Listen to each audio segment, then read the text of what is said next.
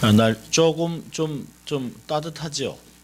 예, 좀 더울 수가 있습니다. 아침에 히터를 켜놨기 때문에 히터를 좀 다시 끄도록 부탁을 드렸습니다. 그래서 너무 덥지 않도록 하겠습니다. 자, 오늘 하나님께서 저희들에게 주시는 은혜의 말씀은 에베소서 5장 1절과 2절입니다. 에베소서 5장 1절과 2절, 신약 314쪽에 있습니다.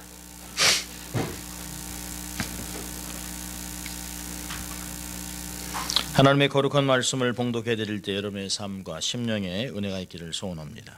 하나님 말씀입니다. 그러므로 사랑을 입은 자녀같이 너희는 하나님을 본받는 자가 되고 그리스도께서 너희를 사랑하신 것 같이 너희도 사랑 가운데서 행하라. 그는 우리를 위하여 자신을 버리사 향기로운 제물과 생축으로 하나님께 드리셨느니라. 아멘. 하나님의 말씀이었습니다. 거룩한 주일날 또 이렇게 예배에 참석한 여러분을 주의 이름으로 환영합니다. 우리 한번 또 가슴에 이렇게 손을 얹고 우리가 또 한번 고백하면 두 번 고백하는데요. 이게 좀 확신을 가지고 정말 내가 어떤 존재인가를 좀 이렇게 깨달으면서 고백했으면 좋겠어요. 나는 하나님의 특별한 사랑을 받은 사람이다. 두 번 하겠습니다. 나는 하나님의 특별한 사랑을 받은 사람이다. 나는 하나님의 특별한 사랑을 받은 사람이다. 믿습니까, 여러분? 네, 그런 사람들입니다. 환경에 절대 이렇게 억압을 받거나 밀리거나 어려움에서 좌절하고 낙심하지 마시길 바랍니다. 우린 정말 하나님의 사랑 덩어리들입니다. 하나님의 관심이 우리의 삶에 온전히 있습니다. 하나님의 관심 대상입니다. 자, 우리 또 고백합니다. 하나님을 기쁘시게, 사람을 행복하게. 그렇습니다. 우리가 매주 모일 때마다 우리는 두 가지를 고백하죠. 우리는 나는 누군가, 그리고 나는 어떻게 살 것인가. 신분과 부르심을 계속 회복하는 것입니다. 확인하는 것이 나는 정말 하나님의 특별한 사랑을 받은 사람으로 나는 어떻게 살 것인가. 나를 사랑하신 하나님을 기쁘시게, 또 내 주위에 두신 모든 사람들을 행복하게. 그것이 십자가를 지고 살아가는 사람들의 모습입니다. 저는 앞으로 한 3개월 동안, 3개월이 더 넘을 수도 있겠습니다. 에베소서를 끝까지 강해를 하려고 합니다. 다른 주제를 다루려고 했습니다마는 아무래도 에베소서에서 다루는 내용들이 우리의 삶에 깊이 와닿습니다. 1장, 2장, 3장이 어떤 주제, 신학을 다뤘다면 4장, 5장, 6장은 우리의 실제 삶에 나타나야 되는 모습들, 또 우리를 격려하고 위로하고 이 땅에 어떠한 신분으로, 어떠한 모습으로, 어떠한 방법으로 삶을 살아갈 것인가를 우리에게 가르쳐주는 부분입니다. 좀 어려운 책이긴 합니다만은 이 안에 굉장한 많은 보화들이 담겨 있습니다. 또 가정의 관계, 모든 관계들을 다르게 될 것입니다. 오늘은 5장 1절에 있는 대로 하나님을 본받는 자, 하나님을 본받는 자가 되라고 하는 말씀을 가지고 은혜를 생각해 보려고 합니다. 이민자들의 삶은 공항에서 누구를 만나느냐에 따라 그들의 삶이 결정된다라고 이야기를 합니다. 누가 미국 땅을 밟을 때 누가 나를 마중 나왔느냐. 저희는 저희 작은아버님이 뉴욕에서 가발 비즈니스를 하시다가 정리를 하시고 LA에 오셔가지고 한창 막 붐일 때 봉제 공장을 차리셨어요. 그러니까 저희는 1978년 9월 12일 날 내리자마자 들은 이야기는 내일부터 봉제 공장. 그래서 9월 13일부터 저희들은 결국은 끌려가다시피 해서 봉제 공장으로 갔습니다. 제가 아는 분은 주유소를 하는 친척이 나오니까 결국 그분은 주유소를 했습니다. 또 그로소리를 하는 사람을 만나면 그로소리, 또 이렇게 세탁소를 하는 사람이 마중 나오면 세탁소. 왜 그런가를 학자가 이렇게 연구를 해놨는데요. 이미 친지가 친척이 닦아놓은 길이기 때문에 노하우가 있다는 것이에요. 그래서 그 길을 쉽게 빠른 시간에 정착하고 싶은 마음이 있어서 아메리칸 드림을 이루기 위해서 그렇게 한다라고 얘기합니다. 그러면서 그 학자는 한 가지 안타까운 것을 이야기합니다. 뭐냐면 정말 우리가 닮아야 되는 메인스트림, 미국에 있는 미국 시민들을 닮지 않는다는 것이에요. 그러면서 끝까지 한국인으로서 정체성을 잃지 않고 어떤 면에서는 주변인으로 삶을 살아간다는 거죠. 첫째로는 영어를 배우지 않고 또 미국 국가도 부를 줄 모르고, 또 저도 사실 37년을 살았는데 애국가 나오면 마음이 탁 이렇게 자동으로 동해 이렇게 나와요. 근데 미국 국가 나오면 좀 이게 좀 경망스러운 것 같기도 하고 좀 이게 좀 가볍기도 하고 좀 그런 게 있습니다. 그러고 보면 저도 이 영어를 하면서도 진짜 내가 닮아야 될, 이게 정말 내가 습득해야 될 미국 문화들은 잊어버리는 것 같아요. 땡스기브에 한때는 터키 먹어야 된다라고 생각했지만 왠지 터키보다는 닭다리가 좋은 그리고 햄을 잘라 먹는, 그래서 이 사실은 미국에 오래 살아도 우리가 닮지 않고 끝까지 버티고 있는 것 같습니다. 우리는 정말 이민 생활을 하면서 누구를 만났는가, 또 누구를 닮아가고 있는가를 스스로 한번 생각해 보면 참 재밌는 답들이 나올 것이에요. 아마 우리는 모든 사람이 성장하면서 난 저 사람 같이 되고 싶다, 난 저분을 참 닮고 싶다 라고 했던 인물들이 참 많을 것입니다. 어릴 때 이순신 장군 이런 얘기 많이 했습니다.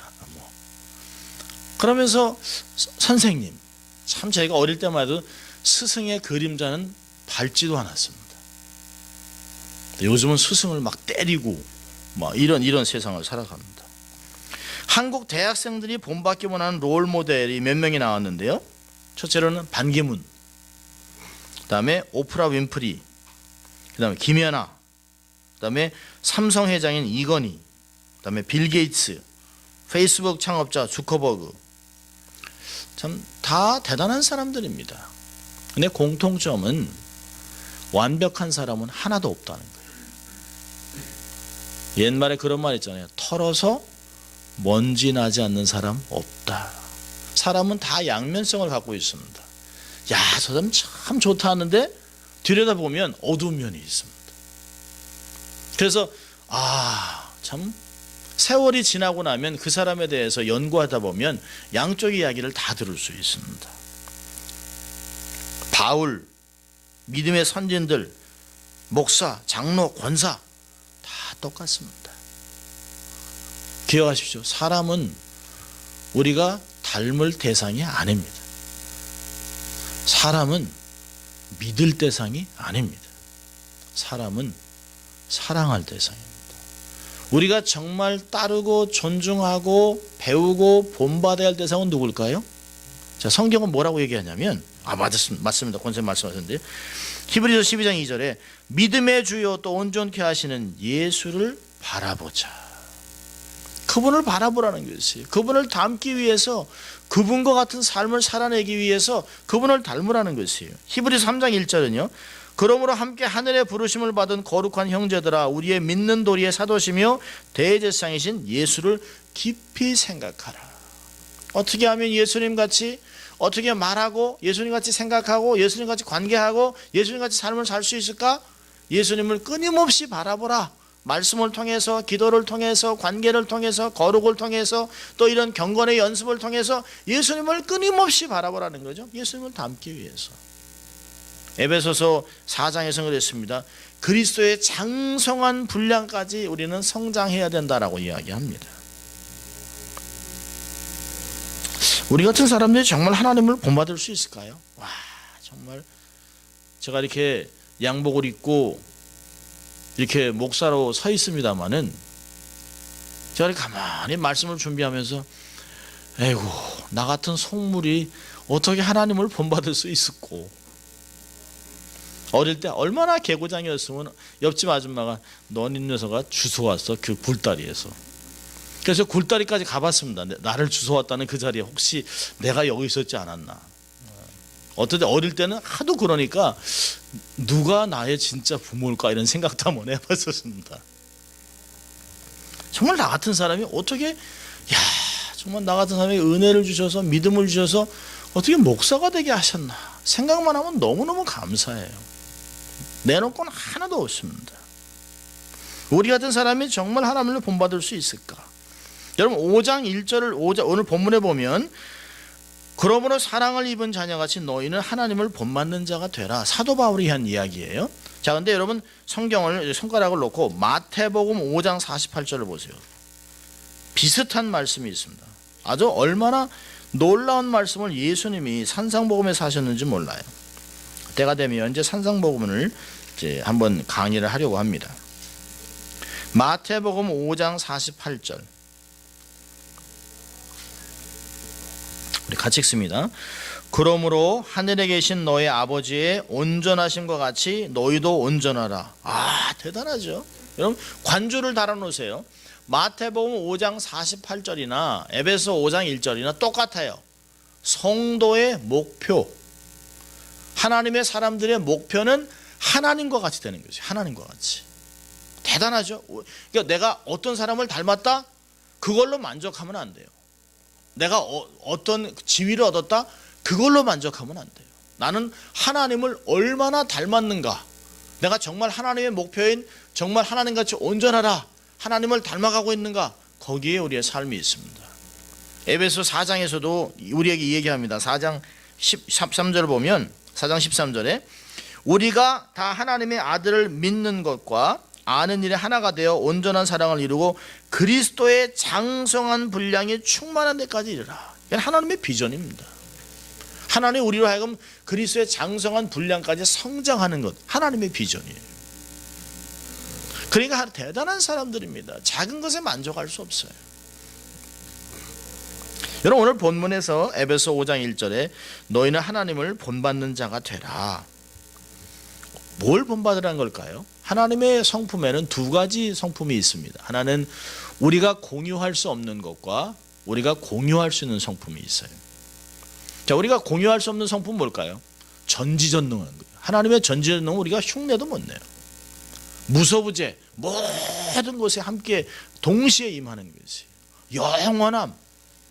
그런 것은 우리가 결코 사람으로는 하나님의 성품을 소유할 수도 없고 흉내낼 수도 없습니다. 그러니까 바울은 이런 것을 흉내내라고 하는 것이 아니에요. 하나님의 비공유 속성이 아닌 공유하는 속성, 특별히 뭘까요? 도덕적인 성품을 이야기합니다. 예를 들면 거룩입니다. 거룩. 내가 거룩하니 너희도 거룩해라. 베드로전서 1장 15절에 그러잖아요. 레위기 있는 말씀 들었어요. 너희가 거룩해야 될 이유는 내가 거룩하기 때문에. 또 예수님이 뭐라고 했습니까? 사랑. 내가 너희를 사랑한 것 같이 너희도 서로 사랑하라. 그러면 세상이 너희들이 내 제자인 줄을 알리라. 사랑은 닮을 수 있다는 것이에요. 그러니까 오래 참음, 긍휼, 관용, 충성, 의로움, 공의, 이런 것들 하나님의 성품이지만 우리의 삶에 함께 하나님의 성품이 공유된 속성들을 닮으라는 것입니다. 이런 과정을 하나님의 형상을 회복하는 성화라고 칭하는 것이에요. 우리가 4장에 22절부터 쭉 봤습니다. 우리가 보면 참된 것을 말하고 분을 내지 말고 죄를 짓지 말아라. 제 손으로 수고하고 선한 일을 하여라. 선한 말을 하여 듣는 자들에게 은혜를 끼치라. 하나님의 성령을 근심하게 하지 말아라. 악의와 함께 모든 더러운 것을 버리고 서로 인자하게 하고 서로 용서하기를 하나님이 그리스도 안에서 너희를 용서하신 것 같이 하라. 라고 이런 이야기를 한 거죠. 새 사람이 되어라. 하나님의 형상을 회복하여라. 성화 과정에서 충성을 다하라 라고 하는 말씀을 하는 것입니다. 그럼 5장 1절을 보면 우리가 왜 하나님을 본받아야 합니까?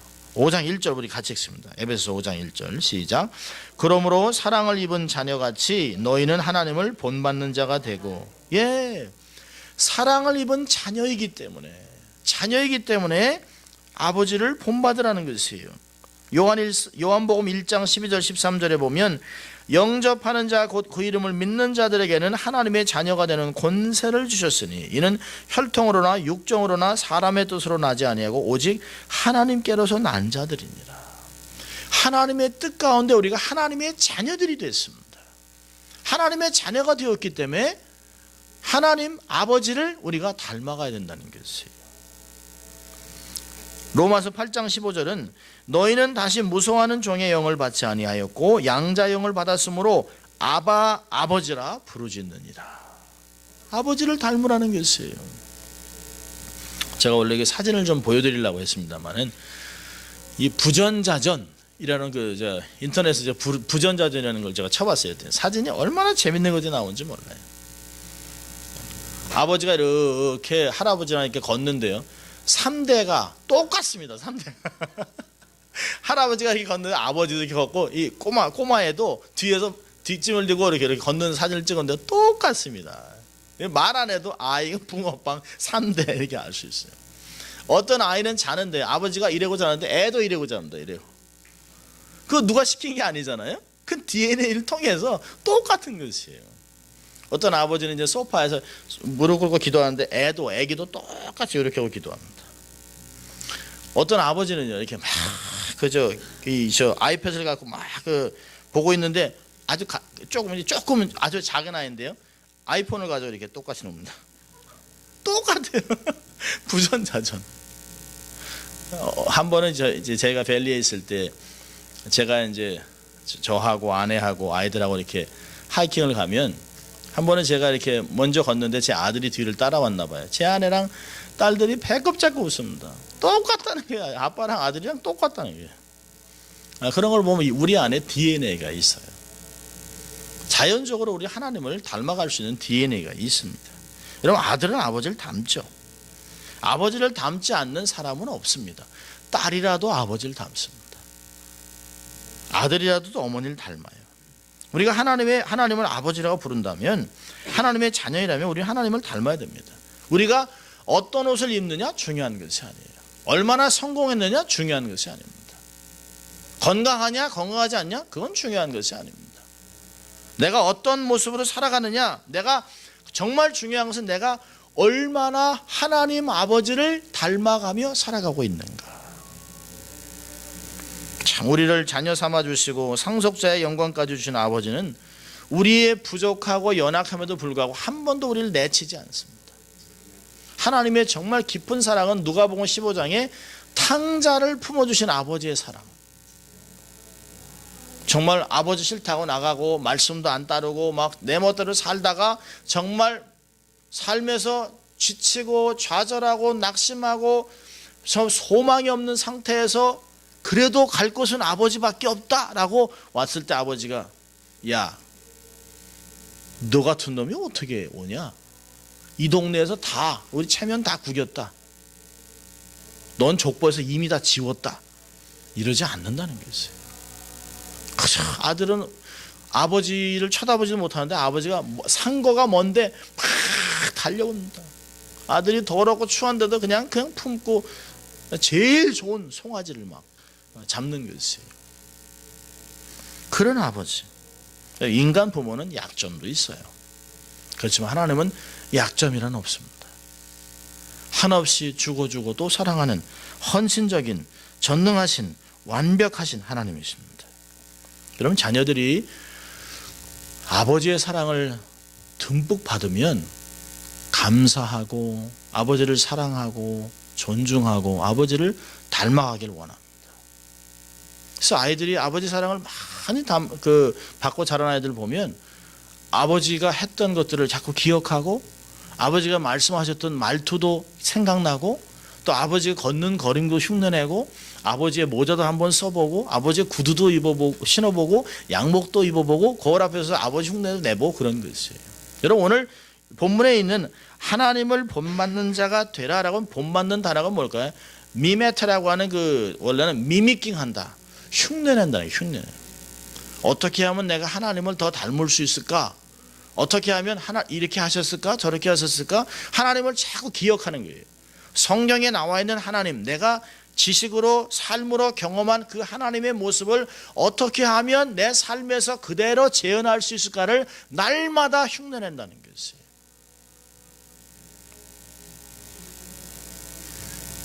여러분, 사랑받는 자녀로 만들어주신 것은 하나님을 본받으면서 살면서 이 땅에서 하나님의 명예를 지켜드리며 살아가는 것이에요.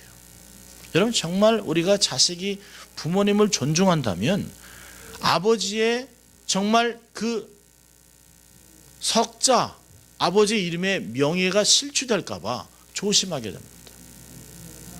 이제 새해가 되고 이제 어떤 추석이 되고 이런 절기가 되면 쭉 집안의 어른들이 모여서 우리 집안은 이러이러했다.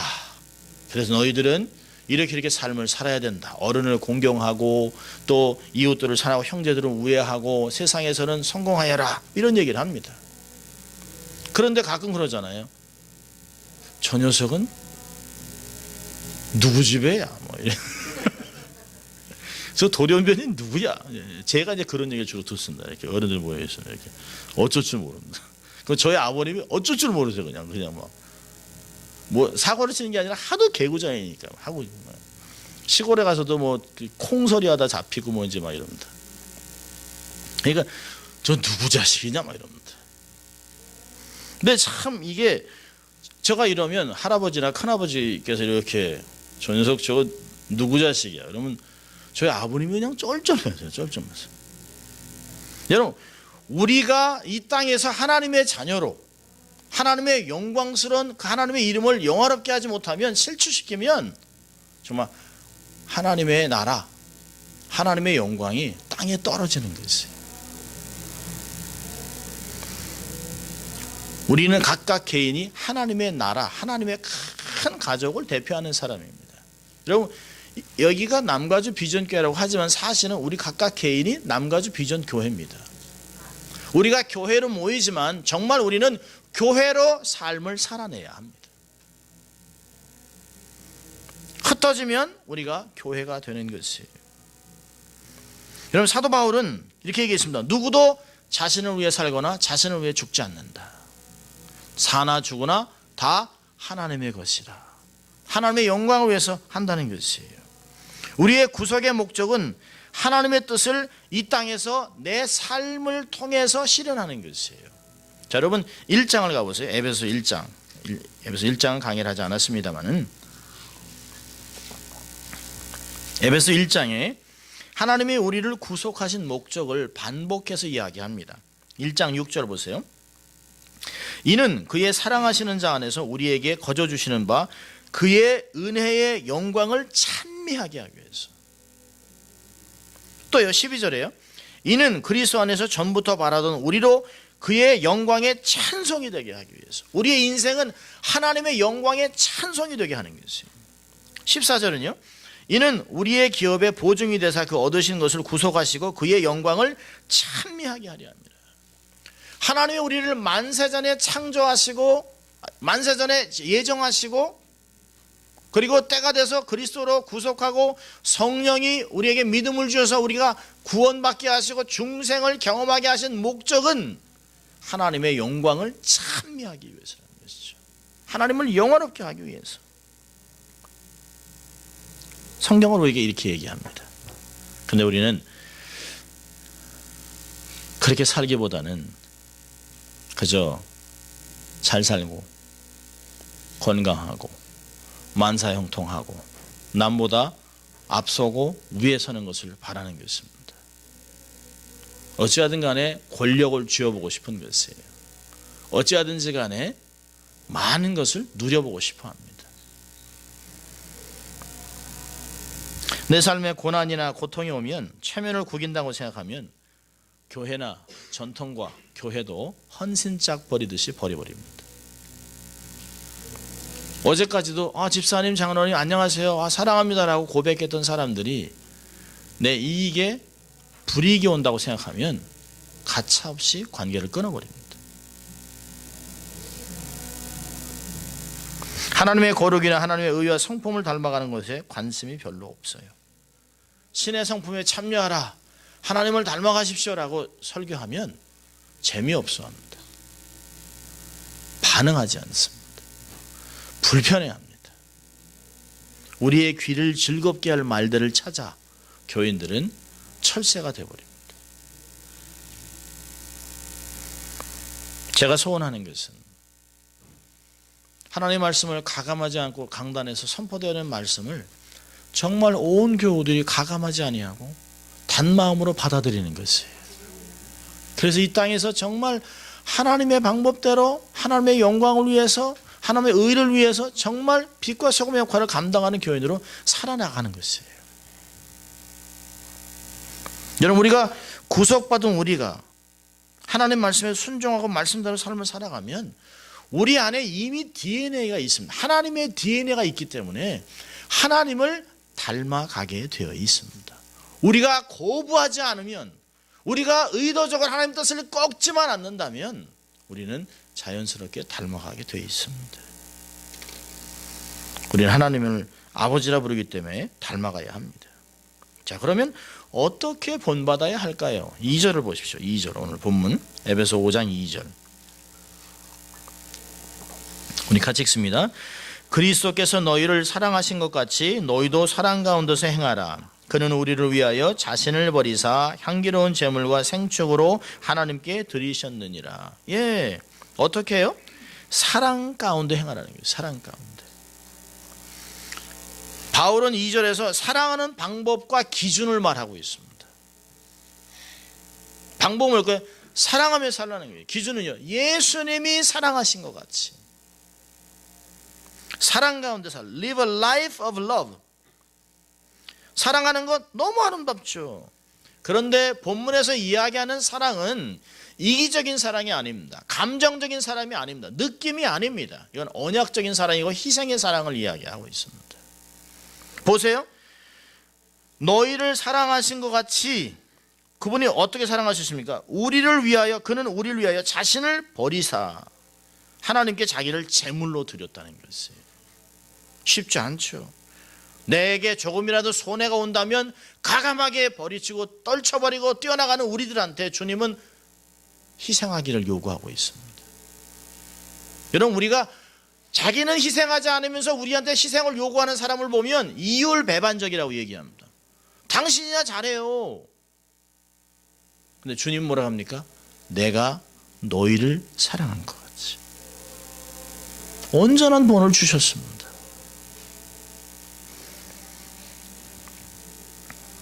여러분, 바울은 고린도전서 13장에서 사랑을 논하면서 사랑을 이렇게 정의합니다.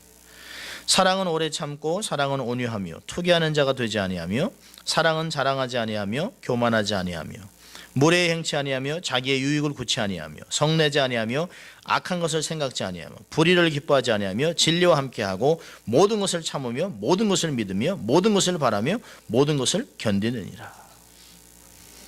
사도 바울이에게 준 사랑의 정의는 내 중심이 아닙니다.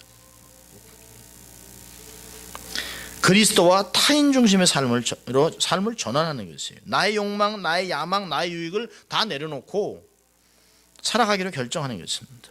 여러분, 서로 사랑하는 사람들끼리 사랑하면 무슨 상급이 있겠습니까? 주님 얘기하셨잖아요. 세상 사람도 그리하느니라. 여러분, 악인도요, 독재자도 지 자식은 끔찍하게 아낍니다. 김일성이 김정일을 얼마나 아꼈습니까? 김정일은 또 지금 독재자 김정은을 얼마나 아꼈어요. 참 아낄 것도 없어 보이던데 이렇게 아낍니다. 우리 눈에는 그렇게 보여요. 우리 눈에는. 악인들도요, 자기 부하들 아낍니다. 자기 팀원들, 자기 신복들 다 책임져 줍니다. 여러분, 우리가 우리 교회 안에서만, 우리 성도들끼리, 크리스천들끼리만 사랑하면 무슨 상관이 있겠습니까? 물론 우리가 사랑해야 합니다. 먼저 사랑해야 합니다. 먼저 헌신해야 됩니다. 우리가 선한 것을 감당해야 됩니다. 그러나 결국에 궁극적으로 우리의 삶의 목적은 세상에서 빛과 소금의 삶을 살아가는 것이에요. 빛과 소금에 되려고 하는 것이 아니에요. 이미 그렇게 됐습니다. 너희는 세상의 빛과 소금이라. 녹아야 합니다. 희생해야 합니다. 그래서 그걸 통하여 맛을 내야 합니다. 여러분, 어둠으로 가득한 세상에서의 소망은 교회밖에 없습니다. 왜 세상 사람들이 자꾸 교회를 지목하고 교회를 지적할까요? 세상은 그렇게 얘기하는 것이에요. 답을 줘야 될 당신들이 그렇게 살면 안 되잖아요. 우리는 이렇게 살아도 교회는 그러면 안 되잖아요. 교회는 답을 줘야죠. 교회는 하나님의 영광, 하나님의 나라, 하나님의 역사, 하나님의 거룩을 보여주는 단체가, 하나님의 사람들이, 목사, 장로, 권사, 집사, 모든 하나님의 사람들이 우리같이 살면 어떡합니까? 그럼 우리는 어떡합니까? 우리를 살 수 있는 법을 가르쳐 줘야죠 라고 얘기하는 것이에요. 우리에게 잘못을 지적하면서 힘들게 하는 게 아니라 그렇게 살지 말아달라고 얘기하는 것이에요. 그들도 알아요. 소망은 교회밖에 없어요. 우리가 막혀 있으면 안 돼요. 우리의 삶이 열린 통로가 돼야 합니다. 우리를 통해서 세상이 하나님을 봐야 돼요. 세상이 하나님의 나라를 맛봐야 됩니다. 하나님의 선하심을 맛봐야 됩니다. 우리의 희생, 우리의 섬김, 우리의 나눔, 그것 때문에 세상 사람들이 당신도 없는데, 아유 당신도 살기 어려운데, 아니 어떻게, 이럴 때 하나님의 사랑을 나누는 것이에요. 저희가 금요일 날도 얘기했습니다. 우크라이나에 최강선 선교사님이라는 분이 계세요. 남들 다 위험해서 나오는데 거기서 교회를 두고 못 나오는 거예요. 전쟁이 터져서 어마어마하게 죽습니다. 순식간에 몇 달 만에 5,000명이 죽었답니다. 5,000명. 상상이 되세요? 5,000명. 시체가 산더미 같이 쌓여 있습니다. 그 시체에 옷을 막 벗기고 자기가 입는 거예요. 그걸 보고 선교사님이 막 배고프니까 사람들이 폭도가 되니까 음식을 나눠주기 위해서 자기 몸도 힘든데 500km, 600km 달려가서 음식을 나눠요. 근데 뭐라고 하냐면 진정한 하나님의 사랑이 삶에서 체험된다는 것이에요. 목숨을 걸고, 동양인이 목숨을 걸고 자기에게 음식을 나눠주러 와요.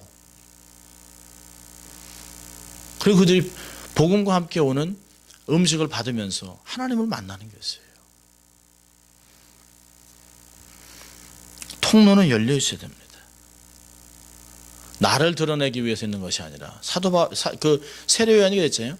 나는 광야에서 외치는 소리라는 것이에요. 하나님 얘기하는 대로 이야기하고 하나님을 드러내고 주님이 흥하시고 나는 쇠해야 되겠다. 나는 없어지겠다는 거예요. 주님만 드러난다면 어떠냐는 것이에요. 괜찮다는 것이에요. 하나님께 늘 연결돼서 하나님의 성품과 축복이 우리의 삶을 통해 흘러나가야 합니다.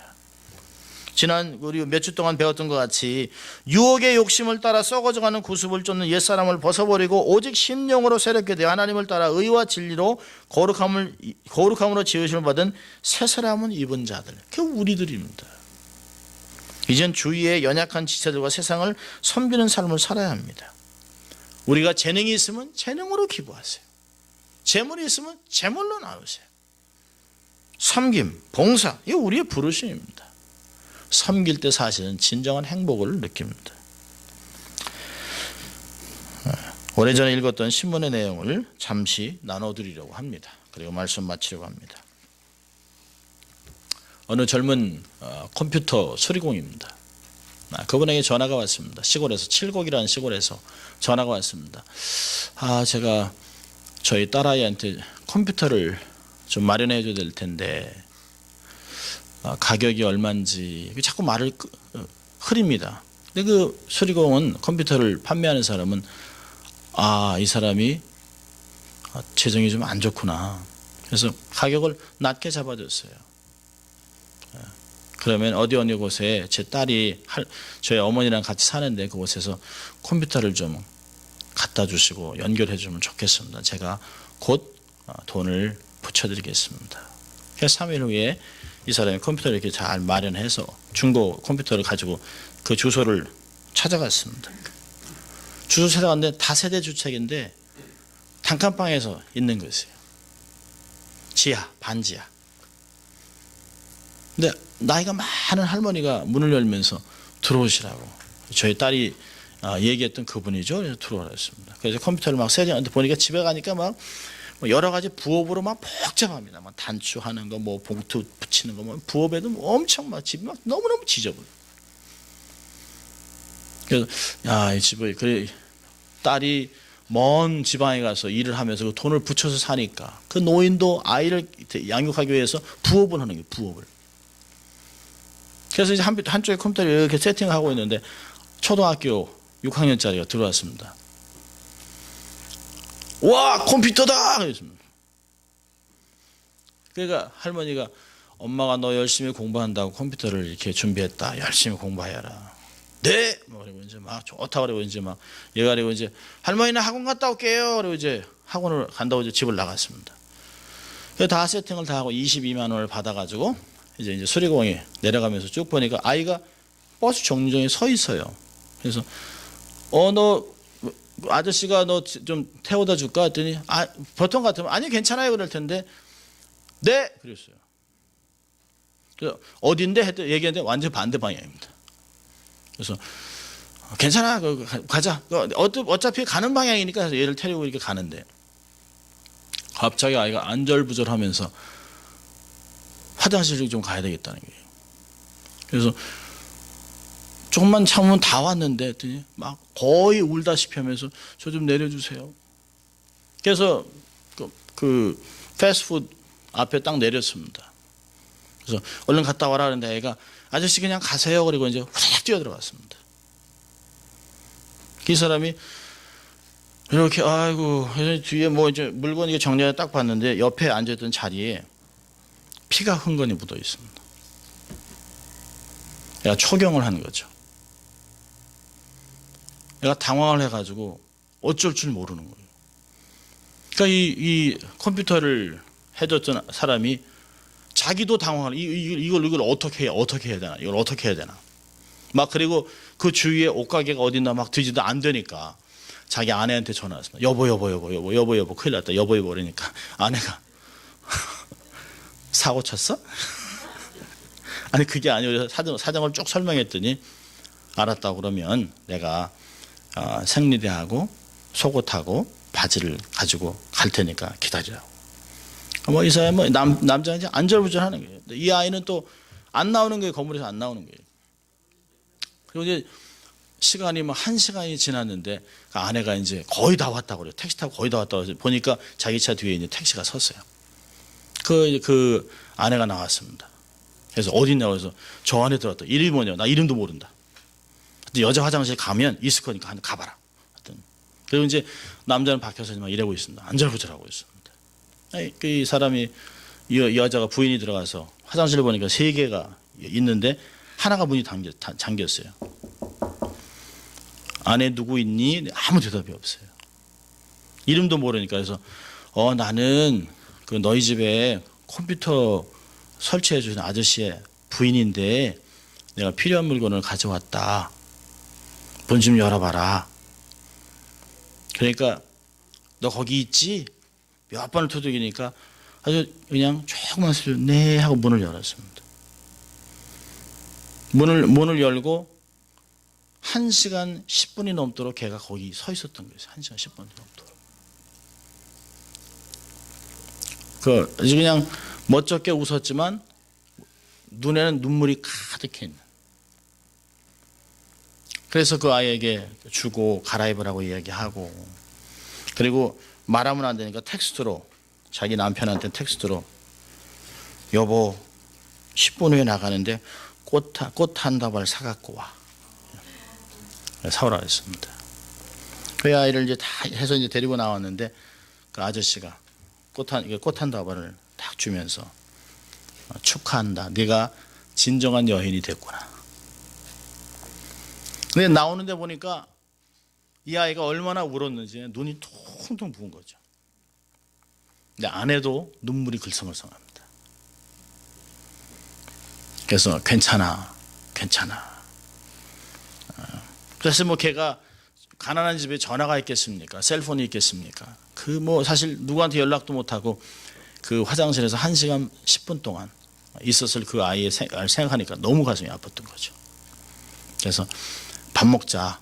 내가 저녁밥 사줄게. 괜찮다고.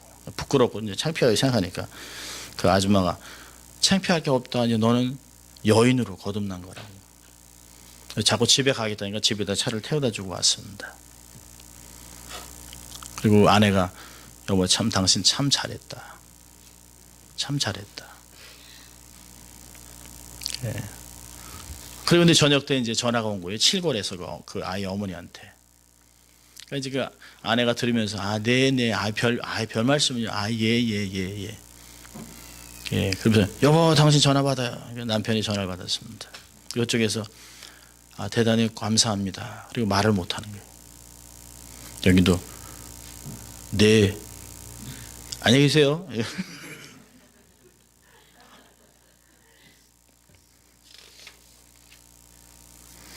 사실은 생각해 보십시오. 아무도 자기를 도와줄 수 없는 상황 속에서 그 아이는 한 시간이 얼마나 고통스러웠을까요? 만약에 그 사람이 그 아이를 두고 그냥 갔다면 초경을 경험한 그날은 그에게는 저주의 날입니다. 비극의 날입니다. 수치의 날입니다. 그 아이가 어떤 모습으로 몇 시간이라도 못 나올 것이에요. 그런데 관심, 배려, 사랑이 이 아이를 감동과 축복의 날로 바꿨습니다. 여러분 우리도 이렇게 할 수 있습니다. 사실은 큰 거를 하려고 하는 것이 아니라 내 삶에서 만나는 사람들, 작은 것들을 생각하면 우리가 배려하고 관심을 두면 이 사람이 왜 이러는지 알 수 있습니다. 우리는 너무 바빠요. 다른 사람에 대해서 관심을 둘 수 있는, 배려할 수 있는 시간이 없습니다. 그런데 주님은 우리에게 말씀하시는 거예요. 조금 천천히 또 멈출 수 있는가? 내가 갖고 있는 재물, 시간, 재능 모든 것들을 다른 사람을 위해서 나눌 수 있는가? 주님이 자기 자신을 드리고 생축과 희생물로 드렸던 것 같이 우리는 그렇게 드려지는 삶을 살 수 있을까? 그 수리공원 컴퓨터맨은 그날 컴퓨터를 2개를 더 팔 수 있었겠죠. 더 많은 것을 팔 수 있었겠죠. 그 아이를 돕지 않는다고 해서 도덕적으로, 법적으로 아무 하자가 없습니다. 그러나 한 인생을 바꾸는, 한 인생의 저주스러운 가난과 정말 찌들은 힘든 삶, 정말 수치스러운 인생을 정말 꽃다발을 안겨주고 감동의 날로 바꿨던, 세상이 정말 난 세상이 저주스럽다고 하는 것이나 세상에 아직도 살맛이 있다, 좋은 사람이 많다, 나도 저 아저씨 같이 살아야지, 나도 예수 믿고 저 사람 같이 살아야지라고 하는 감동이 나온다면 하나님은 얼마나 기뻐하실까요? 사실 저는 신문기사를 읽으면서 이렇게 눈물 흘려본 적은 별로 없습니다. 되게 신문기사 읽으면서 막 승질이 나죠, 이렇게 막. 근데 신문기사 읽으면서 막 딸을 둘을 키우는 입장에서 너무너무 마음에 와닿는 거예요. 막. 아무 조건 없는 사랑을 베풀며 사십시오. 하나님의 사랑을 흠뻑 받고 살아가는 하나님의 자녀라면, 하나님을 본받는 사람이라면, 사랑 가운데 정말 살아가는 사람이라면 사랑을 실천하며 살아야 합니다. 조금만 고개를 돌리세요. 조금만 천천히 가세요. 조금만 주위 사람에게 관심을 주세요. 그러면 우리가 도울 수 있는 일이 너무 많습니다. 작은 희생이 사람을 살립니다. 작은 희생이 하나님의 나라로 들어오는 길을 열 수가 있습니다. 작은 희생이 하나님의 영광을 위한 큰 사역의 시발점이 될 수 있습니다. 그런 세상의 빛과 소금의 역할을 감당하는 하나님의 사람들 될 수 있기를 주의 이름으로 축원합니다. 기도하겠습니다.